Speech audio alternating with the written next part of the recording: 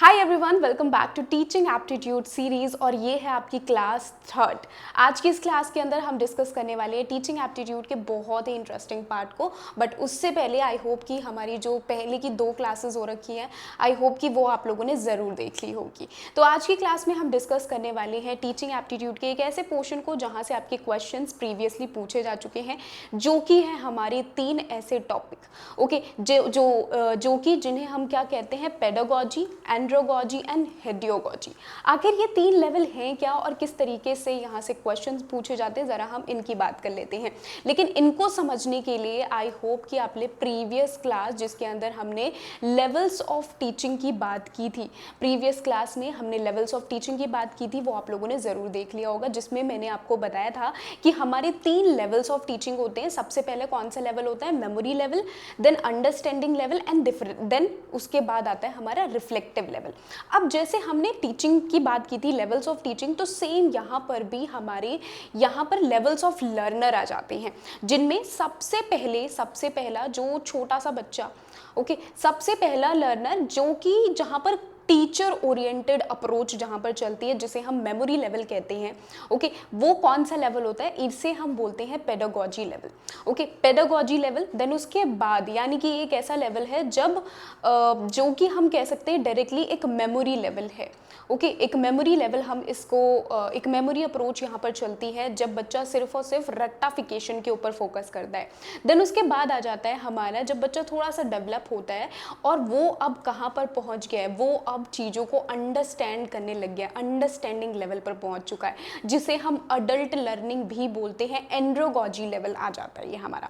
Then after that हमने teaching levels of teaching में हमने देखा था रिफ्लेक्टिव लेवल आता है। तो ऐसे ही यहाँ पर एक ऐसे लर्नर एक ऐसे लेवल पर पहुँच जाता है जिसे हम सेल्फ डिटरमाइंड लर्निंग बोलते हैं, और इसी को हम बोलते हैं हेडियोगोजी लेवल।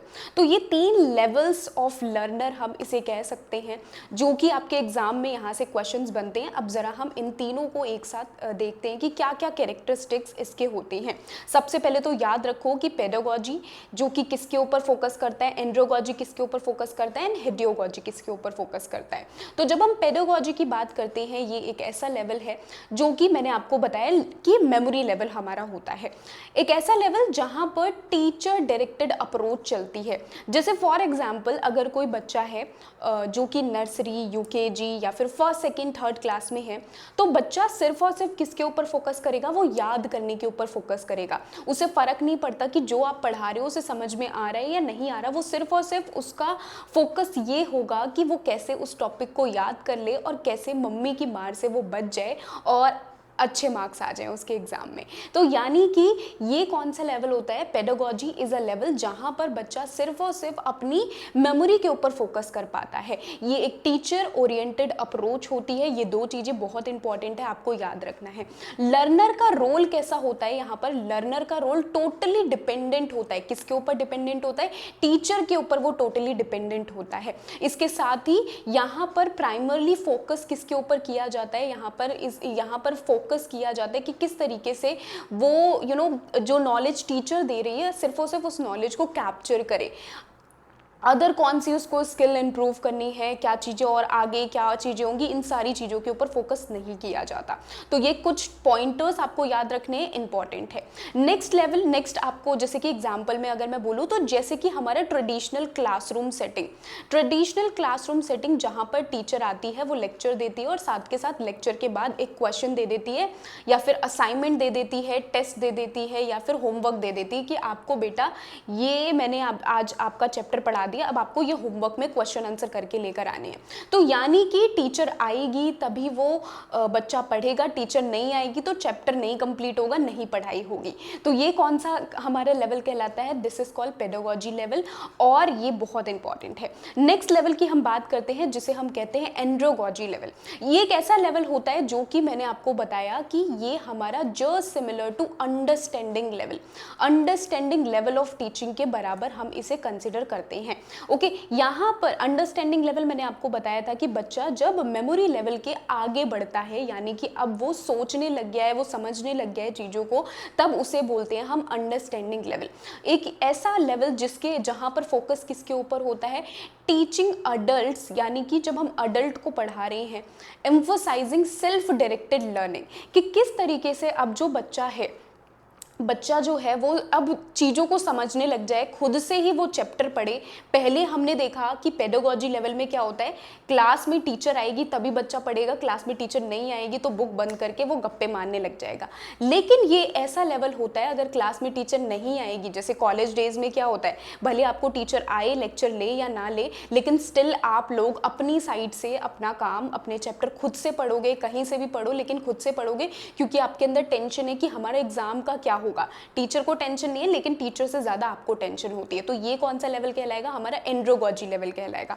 यहाँ पर फोकस किसके ऊपर किया जाता है, सेल्फ डायरेक्टेड लर्निंग के ऊपर फोकस किया जाता है। लर्नर का रोल कैसा होता है, इंडिपेंडेंट रोल होता है यहाँ पर लर्नर का। जहां पर पहले हमने पढ़ा कि टोटली कैसा रोल था, डिपेंडेंट था, लेकिन अभी रोल कैसा है, इंडिपेंडेंट है, वो टीचर के ऊपर निर्भर नहीं है, डिपेंडेंट नहीं है। ओके, इसके साथ ही ये एक ऐसा लेवल है जहां पर किसके ऊपर फोकस किया जाएगा, कोलैबोरेशन के ऊपर, प्रॉब्लम सॉल्विंग के ऊपर एंड प्रैक्टिकल एप्लीकेशन के ऊपर फोकस किया जाएगा। ये कुछ ऐसे कीवर्ड्स हैं जो कि आपके डायरेक्ट एग्जाम में पूछे जा चुके हैं, तो इसीलिए इनको जरूर एक बार जरूर देख लेना।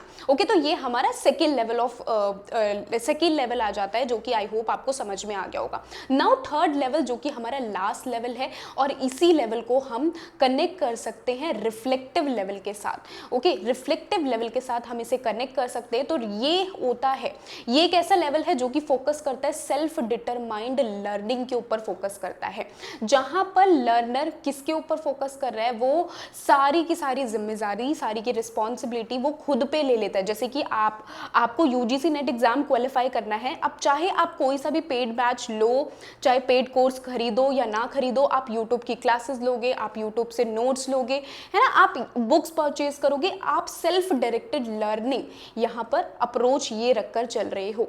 आप प्रीवियस ईयर क्वेश्चन पेपर्स आप खुद ही एनालाइज करोगे, आप मॉक टेस्ट लगाओगे अपनी अपनी जितनी आपकी प्रिपरेशन हो रखी है उसको चेक करने के लिए। तो ये कौन सा लेवल कहलाता है हमारा, ये हमारा रिफ्लेक्टिव लेवल कहलाता है। ये हाईली इंडिपेंडेंट लेवल हमारा कहलाएगा, हाईली इंडिपेंडेंट लेवल कहलाएगा, जहां पर बच्चा खुद से ही अपने पाथ को, अपनी लर्निंग को मैनेज करना सीख जाता है। Okay, seeking for knowledge from diverse sources, यानी कि बहुत सारे मल्टीपल सोर्सेस आपके सामने आप देख सकते हो। एक सिंगल यूट्यूब चैनल नहीं, मल्टीपल यूट्यूब चैनल्स हैं, मल्टीपल सोर्सेज, रिसोर्सेज आपके पास अवेलेबल है। अब आप ये तय करोगे कि कौन सा सही है आपके लिए, कौन सा गलत है आपके लिए। ओके, तो ये हाईली इंडिपेंडेंट अप्रोच यहाँ पर हमारी चलती है, जहाँ पर क्या होता है, जहाँ पर हमें देखने के लिए मिलेगा कि बच्चा ना सिर्फ नॉलेज को गेन कर रहा है, बल्कि वो न्यू नॉलेज को भी अपने अंदर डाल रहा है, न्यू आइडियाज़ को भी डेवलप कर रहा है, और साथ के साथ अपनी स्किल्स को भी डेवलप कर रहा है। तो ये हमारी 3 लेवल्स आ जाते हैं। आई होप कि आपको समझ में आ गया होगा। तीनों लेवल बहुत इंपॉर्टेंट है, आपके एग्जाम में यहाँ से क्वेश्चंस पूछे जाते हैं। ओके, तो जैसे कि एग्जाम्पल यहाँ पर मैंने लिख भी रखा है, तो आप इसका स्क्रीनशॉट भी ले सकते हो।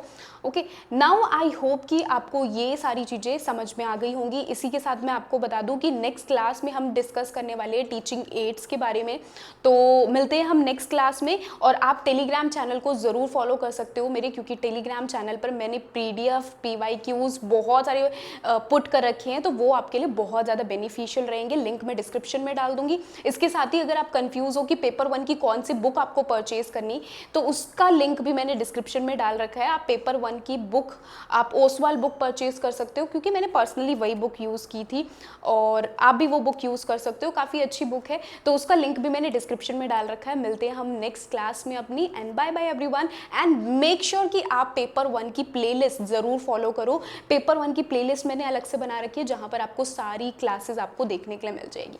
Bye bye. आपको और क्या क्या चीज़ें, न्यू आइडियाज़ आपको जो भी लगता है मुझे इम्प्रूव करने चाहिए, तो वो आप नीचे कमेंट करके बता सकते हो।